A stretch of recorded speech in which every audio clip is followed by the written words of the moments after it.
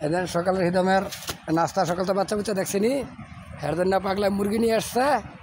এই দেখুন মুরগি খেতেছে মুরগি ফেটি ফুটি খা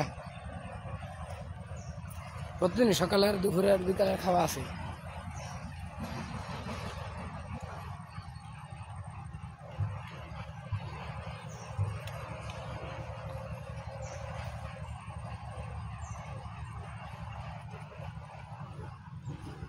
বাংলা দরবারের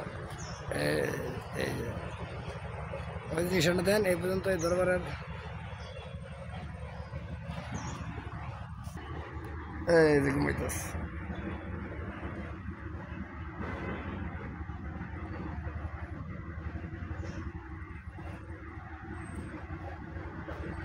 আর এই যে টুনটুনির অবস্থা দেন একজন এই যে একজন পুলিশ এই সকাল অবস্থা সকাল আগে এখন নাস্তা দিই নাই কিছুক্ষণ পরে দেবো ফোন দিয়ে কোন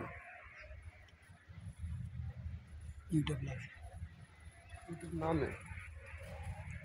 এই যে গোসল স্থান এই যে পাগলা গোসল করবে এখন ইয়া